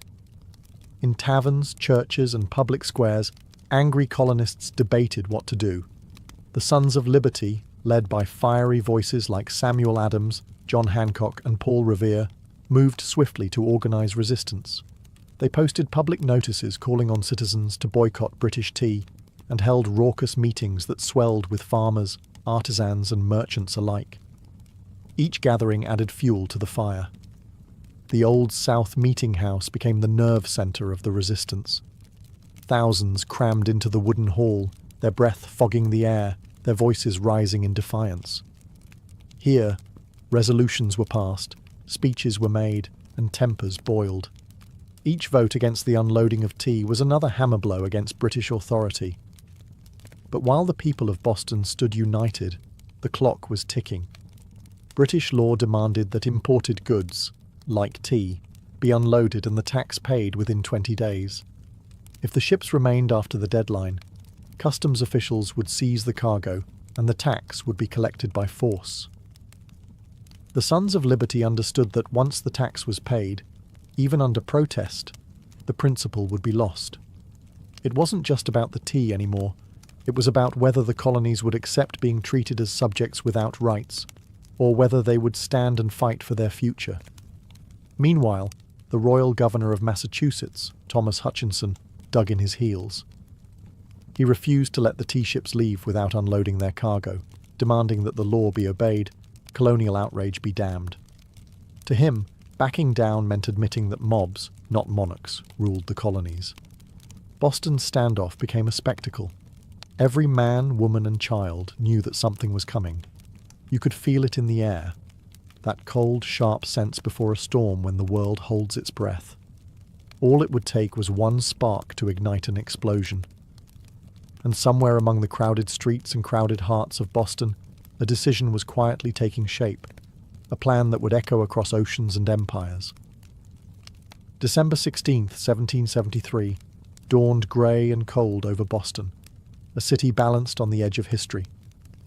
For nearly 3 weeks, the tea ships had sat in the harbour like ticking bombs. Now, the final deadline had arrived. According to British law, the tea had to be unloaded and the tax paid within 20 days of a ship's arrival. If it wasn't, customs officials could seize the cargo, and British troops could be called in to enforce the law. Everyone knew it. Everyone knew what was at stake. If the tea came ashore, the principle was lost. If the colonists allowed it, even once, their cause, their claim to rights and liberty, would unravel. That morning, thousands of Bostonians and nearby colonists packed into the Old South Meeting House, the largest building in town. Some had walked miles through the icy countryside to be there. The meeting was so packed that men spilled out into the streets, straining to hear the fiery speeches echoing through the halls. Samuel Adams, the iron voice of rebellion, presided over the gathering. Speaker after speaker rose to denounce the Tea Act, to cry out against tyranny, to urge immediate action. But even among the defiants, uncertainty hung heavy. What could be done without sparking outright war? How could they stop the tea without opening the floodgates to brutal retaliation? As the afternoon wore on, riders galloped in with grim news. Governor Thomas Hutchinson remained unmoved. The ships would not be allowed to leave without unloading. The tea would be seized, the tax collected, the king's law enforced. The crowd buzzed with fury. The walls of the meeting house seemed to shudder with the force of it. Yet Samuel Adams stood calmly and spoke the words that signalled the end of debate. This meeting can do nothing more to save the country. A simple sentence. But everyone knew what it meant. There would be no more petitions, no more compromises. Action would be taken. Outside, a war whoop cut through the gathering gloom, the signal. Men disguised themselves quickly, smearing soot on their faces, donning blankets and feathers in crude imitation of Mohawk warriors. It wasn't about fooling anyone. It was about creating a symbol, a message no one could mistake. The deadline had passed. Boston would answer not with words, but with defiance. As twilight deepened over Boston on December 16, 1773, the quiet streets began to stir. Figures moved through the shadows. Ordinary men cloaked in rough blankets, their faces blackened with soot, some adorned with feathers. They weren't trying to fool anyone into believing they were real Mohawks. Their disguise was symbolic, an act of shedding their old identities, of taking a stand as something new, something fierce. By the dozens, they made their way to Griffin's Wharf, where the 3 tea ships, the Dartmouth, the Eleanor, and the Beaver, lay anchored. The harbour water churned cold and dark beneath them, thick with the sharp bite of winter air. There was no shouting, no drunken chaos. This was not a riot. It was a mission, carried out with calm, ruthless precision. Armed with hatchets and clubs, the disguised colonists swarmed the ships, overwhelming the few crew members still aboard. No harm came to the sailors. They were pushed aside, watched in silence as the operation began. Men split open the wooden chests with practiced blows, the fragrant smell of fresh tea spilling into the cold night air. Others heaved the crates overboard, their heavy splashes echoing across the still waters of the harbour. Chest after chest, 342 in total, was broken and dumped, until the black water swirled with thousands of pounds of tea leaves. Spectators watched from the wharf, silent, awed. British guards stationed nearby made no move to intervene. Whether from confusion, sympathy, or fear of escalating violence remains unclear. Some accounts suggest that even among British loyalists there was an understanding. Something had shifted, and there would be no stopping it tonight. The discipline was extraordinary. No cargo was stolen. No one raided the ships for valuables. Only the tea, the hated symbol of British oppression, was targeted. In a town where hunger and hardship were daily realities, the men could have easily turned the protest into an excuse for looting. They did not. When it was over, the harbour resembled a great, swirling cauldron, filled with torn chests and soaking tea leaves. The smell of the sea mixed with the sharp tang of smashed tea, filling the night air with a strange, bittersweet scent. The work was done. Silently, the men disappeared into the night, vanishing into the alleys and back streets of Boston. They left behind no names, no leaders, no claims to fame, only the unmistakable mark of revolution. As the last broken crates bobbed in the dark water, Boston stood still, almost holding its breath. The Boston Tea Party wasn't a riot, a brawl, or a drunken spectacle. It was something far rarer, an act of cold, deliberate defiance carried out under the cloak of night. The harbour was transformed into a giant, swirling teapot. Thousands of pounds of East India Company tea floated in great mats on the water, staining it black. Some colonists, curious and rebellious, scooped handfuls of soaked leaves from the harbour, only to be chastised by the Sons of Liberty patrolling the docks. Nothing was to be salvaged. No one would profit from this night's work. This was principle, pure and simple. The town woke the next morning to the smell of salty tea hanging heavy in the air. News spread like wildfire. Word of mouth, letters, broadsheets. By midday, everyone from apprentices to merchants knew what had happened, and opinions split fast. Among patriots, there was pride, a fierce, swelling pride that ordinary men had stood up to the mightiest empire in the world and struck a blow for liberty.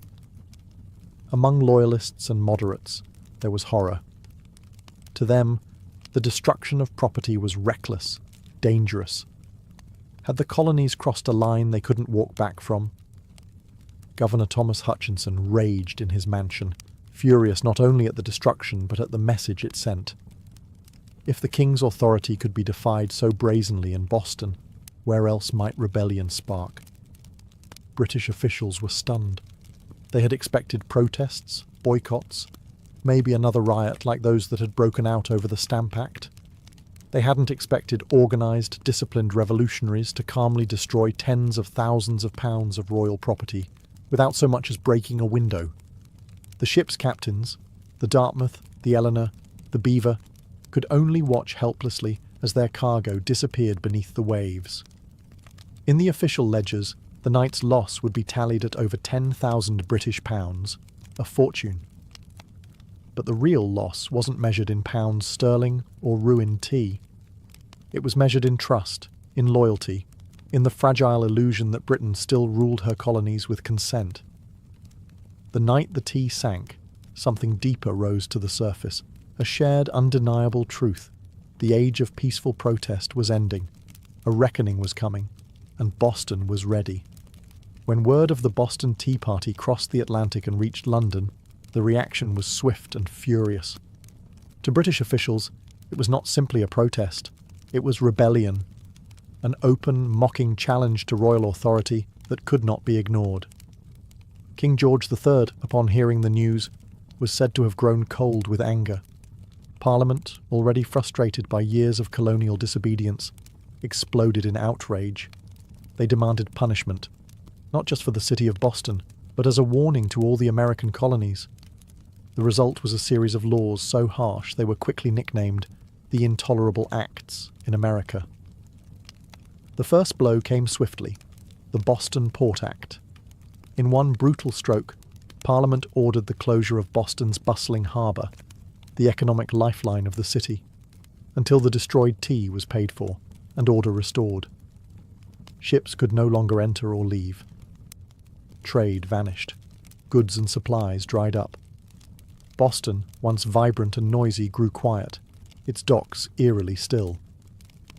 But the punishment didn't stop there. The Massachusetts Government Act stripped the colony of its self-governing rights, placing it firmly under the king's appointed officials. The Administration of Justice Act allowed royal officials accused of crimes to be tried back in Britain, a clear message that British authorities were untouchable. And to make sure the colonies knew force was an option, British soldiers were quartered throughout Boston, living among the very citizens they were meant to subdue. The message was clear. Rebellion would be crushed. Liberty was a luxury the Crown would no longer tolerate. But Parliament's heavy hand had an unintended effect. Instead of frightening the other colonies into submission, it outraged them.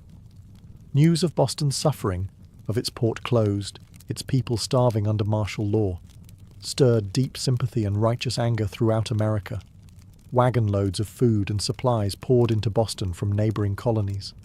Letters of support, pledges of unity, and secret meetings began to weave the once fragmented colonies closer together. What had once been a Massachusetts problem was rapidly becoming an American one. In punishing Boston, Britain had hoped to make an example of them. Instead, they made Boston a symbol, a rallying cry for resistance. The flames of revolution, once flickering in isolated pockets, now began to blaze from colony to colony. And there would be no easy extinguishing them. The punishment of Boston sent shockwaves far beyond the rocky shores of Massachusetts. Across the 13 colonies, outrage turned into something far more dangerous for Britain: unity.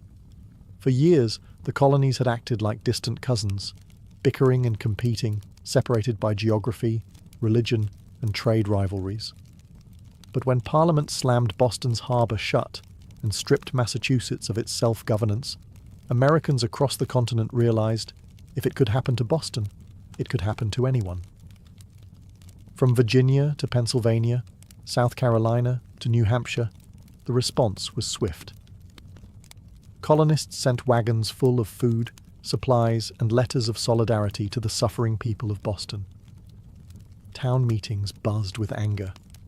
Newspaper printers worked day and night to spread the news. The fight was no longer Boston's alone. It was everyone's. And so, in September 1774, something unprecedented happened. The First Continental Congress convened in Philadelphia. For the first time, representatives from 12 of the 13 colonies gathered under one roof to discuss a unified response. Men like George Washington, Patrick Henry, John Adams, and Samuel Adams, once merely regional figures, now stood together as architects of a movement that was growing larger by the day. Their goal, at least officially, was not yet full independence. Most still hoped for reconciliation, for a return to the old relationship of mutual respect under the British Crown. But beneath the polite debates and carefully worded petitions, a deeper understanding was taking root. The colonies could no longer afford to stand separately. At the Congress, they agreed to a sweeping boycott of British goods. They pledged mutual support in the face of further British aggression, and they made it clear any attack on one colony would be considered an attack on all. In taverns and meeting houses across the continent, ordinary people began using words that had once been whispered only in private: unity, resistance, liberty. In bringing the hammer down on Boston, Britain had imagined it would crush rebellion. Instead, it had welded the colonies together into something far more dangerous: a people who, despite their differences, were beginning to think of themselves not as scattered provinces, but as Americans. The winds of revolution were no longer just stirring. They were gathering into a storm, and it was too late for Britain to stop it. The night the tea sank into Boston Harbour, it wasn't just crates that were destroyed. It was the illusion that the American colonies could remain loyal subjects forever. The Boston Tea Party lit a spark that no king, no army, no distant parliament could ever snuff out. In the months that followed, that spark caught fire across the colonies. What had once been protests, boycotts, and polite petitions hardened into open resistance. Town militias began drilling openly, storehouses filled with powder and shot. Men who had once toasted King George III in taverns now whispered about revolution under the same roofs. Boston became a symbol of sacrifice, battered but unbowed. The more Britain tried to tighten its grip, the more the colonies slipped through its fingers. Every ship that sailed past the closed, silent harbour of Boston was a silent reminder that tyranny had met its match in American defiance. When Parliament passed the Intolerable Acts, They intended to make an example out of Boston, to scare the other colonies into submission. Instead, they had created a martyr city, a rallying cry. From Georgia to New Hampshire, colonists realized that their fates were tied together. Resistance was no longer about tea. It was about survival, identity, freedom. By the spring of 1775, the tension reached a boiling point outside Boston, in the villages of Lexington and Concord. British troops, sent to confiscate colonial weapons, instead found armed farmers, ordinary men ready to defend their rights with musket fire. The first shots of the American Revolution rang out, a direct line traced back to the moment when men chose principle over profit and dumped a fortune's worth of tea into the harbour. The Boston Tea Party showed the world that revolution doesn't always announce itself with trumpets and banners. Sometimes it starts quietly, with a small group of determined people standing in the cold, choosing defiance over fear. In dumping the tea, the colonists weren't just rejecting a tax. They were rejecting an empire. And though the road ahead would be bloody, bitter, and uncertain, one thing had become clear that night in Boston Harbour. The American colonies were no longer loyal subjects. They were something new, something dangerous. They were revolutionaries. And they were just getting started. All before the towering pyramids of Giza, before Mesopotamian cities buzzed with life, before Stonehenge stood against the sky, there was Corral. Hidden away in the dry valleys of coastal Peru, Corral rose in silent majesty nearly 5,000 years ago, then faded into near-complete oblivion, swallowed by sands and forgotten by history. For centuries, the world did not even know it existed. The Super Valley, where Corral once thrived, seems at first glance an unlikely place for civilization to bloom. The landscape is parched, barren, the river little more than a thin silver thread winding through rocks and dust. To most eyes it looked inhospitable, a place abandoned by life. Yet it was here, amid the desolation, that one of humanity's earliest great cities took shape. Corral wasn't just a collection of scattered huts or a temporary trading post. It was a planned city, sprawling over 150 acres, filled with pyramids, plazas, residential quarters, and ceremonial spaces. It had scale, purpose, and vision, a complex society blossoming centuries before the Egyptians began stacking stones into pyramids of their own.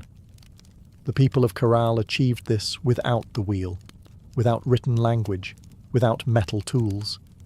They built massive structures from stone and earth with nothing but ingenuity, communal effort, and the raw power of human will.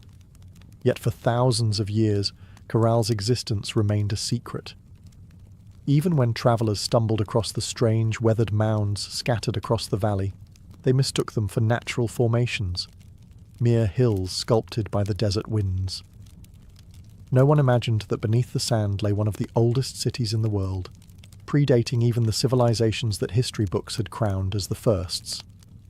It wasn't until the late 20th century that archaeologists, led by Ruth Shady, uncovered the truth. What they found buried in the dust of time would rewrite the story of the Americas and force the world to reconsider what it thought it knew about the birth of civilization itself. Corral had risen, flourished, and fallen in total anonymity. Now, after millennia of silence, its stones are speaking again, whispering of a peaceful, intelligent people who built a world of complexity and wonder in a land where life itself seemed impossible. And this was only the beginning of their story. At first glance, the Supi Valley looks like a place where life should struggle to exist. Harsh winds sweep across endless stretches of sand and stone.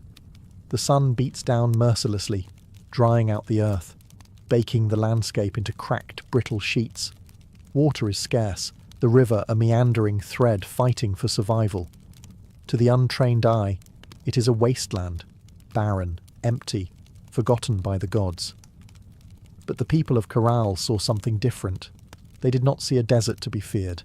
They saw a canvas to be shaped. They recognized the river, however modest, as the lifeblood of possibility. And so, with patience, ingenuity, and sheer determination, They turned this unforgiving place into a thriving oasis of life and culture. Their first victory was agriculture. They learned to tame the river's seasonal floods, building simple but brilliant irrigation systems that channeled water across the valley floor. Where others saw sand and dust, they coaxed green shoots of hope: cotton, beans, squash, guava, sweet potatoes. Cotton, in particular, became their treasure. It was spun into fishing nets and textiles, fueling trade with coastal villages and creating bonds that stretched far beyond their desert home. But growing crops was only part of their mastery. The people of Corral understood that survival in the desert required balance. They worked with nature, not against it. They built their homes and plazas from stone and earth, designed to withstand both scorching heat and the rare, punishing rains that occasionally swept through the valley. They studied the stars and seasons, planning their harvests with the precision of master astronomers. Trade became the veins and arteries of Corral's economy. Dried fish, cotton, fruits, and handmade goods flowed up and down the coast. In exchange, Corral received exotic goods: colourful shells from the Pacific, rare stones from the Andes, ideas from distant peoples. They were not isolated, they were connected. In a land where survival seemed impossible, Corral thrived through intelligence, innovation, and community.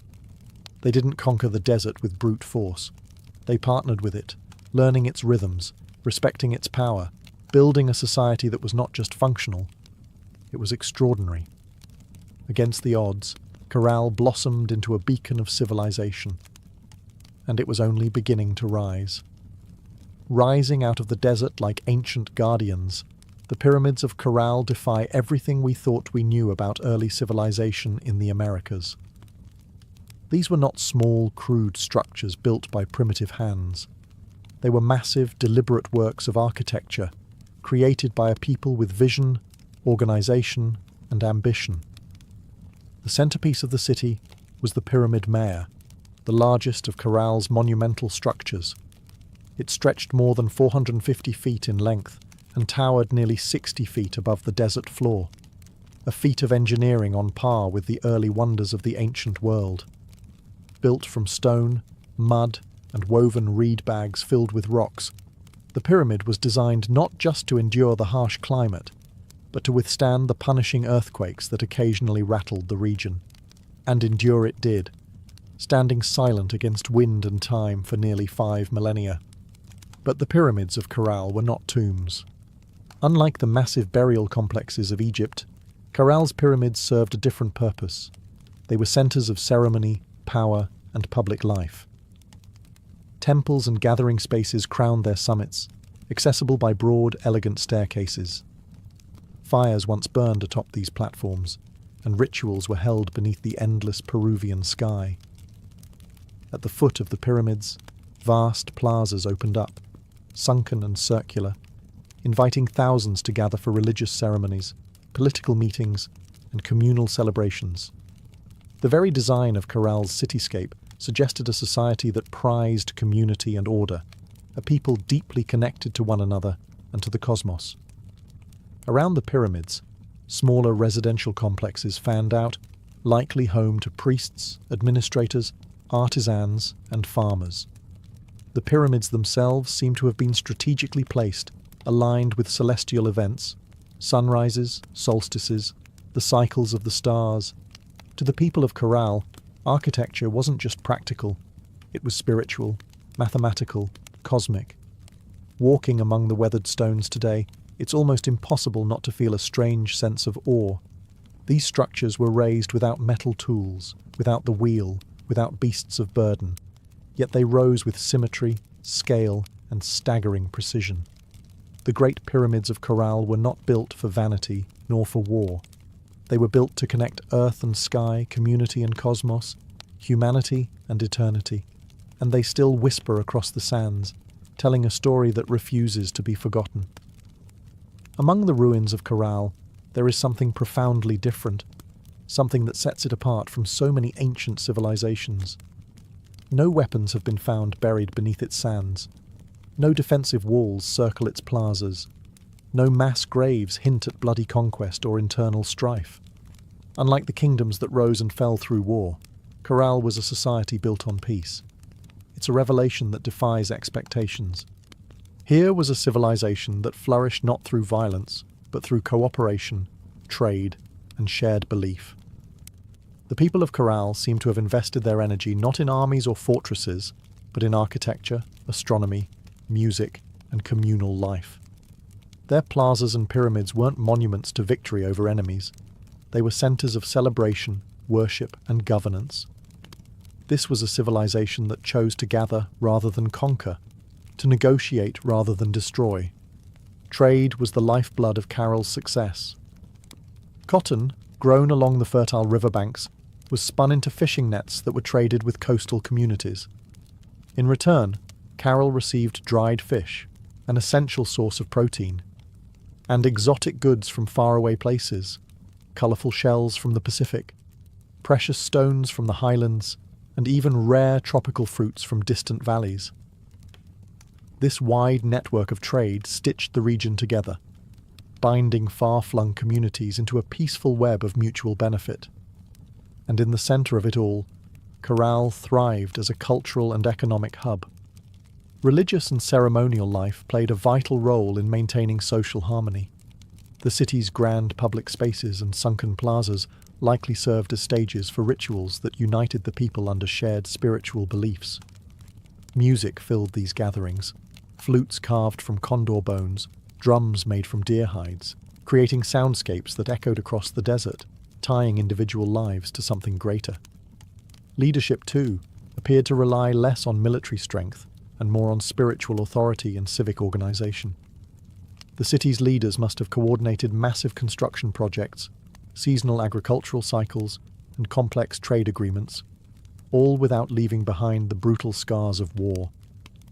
In an ancient world so often defined by conflict, Corral stands as a shining exception, a reminder that civilization does not have to rise on the broken backs of the conquered. It can instead be built by the quiet power of collaboration, creativity, and trust. At Corral, the stones still seem to hum with echoes of a world long gone. It was not just a city of buildings and trade. It was a city alive with sound, ceremony, and spiritual rhythm. Music and ritual were woven into the very heartbeat of Corral's civilization. Archaeologists, digging carefully through the dry sands, uncovered a treasure trove of ancient instruments, flutes crafted from the bones of condors and pelicans, whistles fashioned from deer antlers, small drums stretched with animal hides. These artifacts were not simple toys. They were crafted with care, tuned to specific notes, designed to carry sound across the wide open plazas of the city. In a world without written language, music spoke the language of the soul.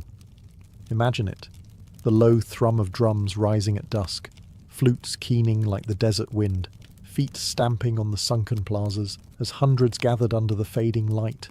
Fires would crackle atop the pyramid platforms. Priests, dressed in intricate woven garments, would chant to the gods of the river, the earth, the stars.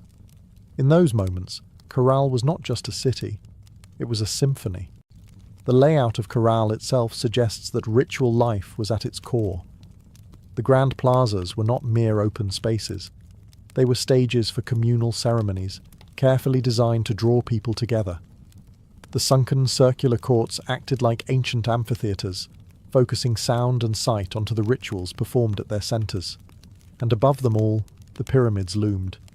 Not as tombs, but as sacred mountains built by human hands, linking the earth to the heavens. Rituals likely marked the turning of the seasons, the cycles of planting and harvest, the movements of the stars. Music was not just entertainment. It was a bridge between people, between nature and the divine, between the known and the mysteries beyond. No violent murals, no terrifying gods of war, no bloodthirsty sacrifices. In Corral, the spiritual world seems to have been one of harmony, celebration, and reverence. Even today, when the desert wind whistles through the ruins, you can almost hear it. The faint strains of ancient music, the forgotten songs of a people who found beauty, meaning and connection in the heart of the harsh, endless sands. Carroll wasn't just a place of music, trade and ritual. It was a marvel of engineering, a testament to human ingenuity in one of the harshest landscapes on Earth. Without metal tools, without the wheel, without draft animals, the people of Corral shaped a city of stone and earth that has endured nearly 5,000 years. Their achievements were astonishing. Massive pyramids rose from the desert floor, constructed not with small, fragile bricks, but with enormous stones carried across the dry valley. Workers transported rocks using reed bags, ingenious baskets strong enough to bear heavy loads, woven from the very plants that grew along the riverbanks.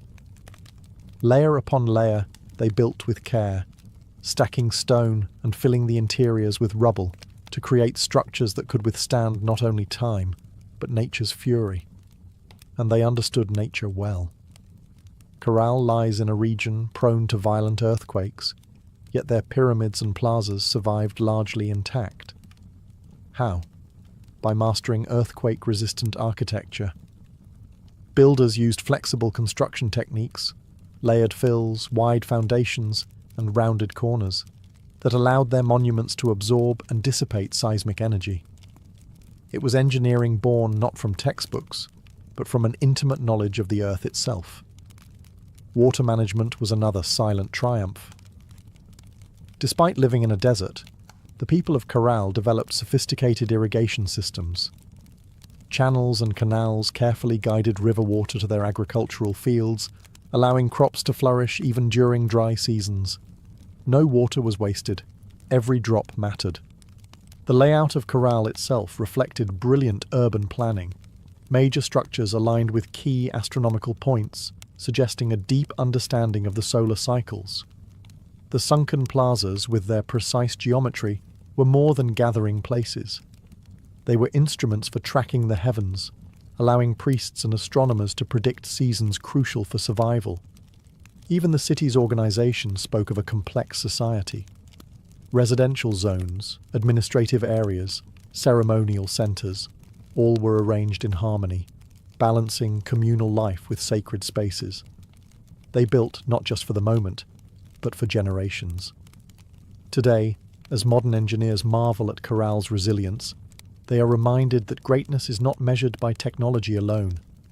Sometimes the deepest wisdom lies in understanding the forces of nature, in working with the land, not against it. Corral's stones have endured storms, quakes, and the erosion of time itself.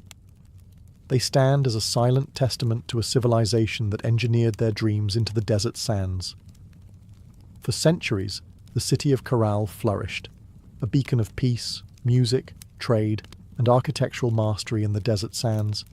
And then, quietly, almost without a trace, it was abandoned. No fires marked its fall, no signs of conquest scar its walls, no mass graves or shattered monuments tell a story of sudden disaster. Instead, Corral simply faded, its plazas emptied, its pyramids left to the drifting sands, its flutes and drums silenced by time. Why did they leave? That question still lingers like a ghost across the Super Valley. Some scholars believe that environmental change struck the final blow. Evidence suggests that a long period of drought may have crippled Corral's agriculture. Without the river's life-giving waters, the fields would have withered. Trade networks, dependent on surplus cotton and food, would have faltered. The careful balance Corral had maintained with its harsh environment may have finally tipped beyond repair. Other theories point to shifting trade routes. As neighbouring cultures grew and new centres of power emerged along the coast and inland, Corral's influence might have diminished. Perhaps the goods they once supplied, cotton, fish, produce, were no longer enough to sustain their role as a dominant city. Slowly, the lifeblood of commerce drained away. Still others whisper of internal decline. Without written records, we can only imagine political struggles, religious upheaval, or simple exhaustion after centuries of growth. Even peaceful societies can fracture under pressure when survival becomes uncertain. Whatever the cause, the departure seems to have been gradual, not sudden. Families likely drifted away one by one, seeking more fertile valleys, stronger rivers, new beginnings. Children who once ran across Corral's plazas grew up telling stories of a lost city behind them, stories that would eventually fade into legend. The desert reclaimed what humans had built. Winds carried fine sand over stone temples. Flutes lay buried beneath shifting dunes. What had once been a humming, vibrant civilization became a field of silent, sleeping mounds. For nearly 4,000 years, Corral remained hidden, a whisper beneath the sands, waiting. Today, as archaeologists carefully uncover its stones, the question still burns. How does a city so advanced, so beautifully crafted, simply vanish? Perhaps the truth is that even the greatest civilizations, no matter how wise or peaceful, are still fragile, threads woven into the tapestry of time, forever vulnerable to the unseen forces of change. For millennia, Corral lay forgotten, buried beneath the silent sands of the Super Valley. Travelers passed the strange, rounded hills that dotted the landscape, never suspecting that beneath their feet lay the ruins of a civilization older than the pyramids of Egypt. To them, these were just natural formations, mounds shaped by the wind and time. It wasn't until the late 20th century that the world would finally hear Corral's voice again. In the 1990s, Peruvian archaeologist Ruth Shady led a team into the Soup Valley, driven by curiosity and a growing sense that these hills might hold secrets no one had yet uncovered. What they found would rewrite the story of human civilization in the Americas. Layer by painstaking layer, the sand was brushed away. Beneath it emerged walls of carefully cut stone, grand staircases, sunken plazas, pyramids, a city far older than anyone could have imagined. Radiocarbon dating confirmed the unbelievable. Corral was over 4,600 years old, thriving at the same time as the earliest civilizations in Mesopotamia and Egypt. It was a discovery that shook the foundations of archaeology. Before Corral, scholars believed that civilization in the Americas developed much later, shadowed by the great empires of the Old World. Corral changed everything. It proved that the Americas had birthed monumental architecture, complex urban life, and social organization independently, long before the rise of the Incas or the Maya. Ruth Shady and her team found not just stone and rubble, but the remnants of life: musical instruments, fishing nets, textiles, quipu, ancient knot records, and even offerings made to the gods. Each artifact told a story of a people who had built a society with vision, intelligence, and profound creativity. Corral's rediscovery was more than an academic triumph. It was a resurrection. A civilization that had slept beneath the desert for thousands of years now stood revealed under the open sky once more. Its plazas kissed by the same winds that had once carried the sounds of flutes and the laughter of children.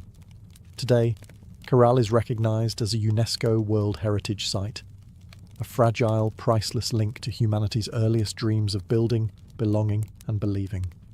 The sands had hidden Corral well, but in the end, the stones endured, waiting for someone to listen, to see, to remember.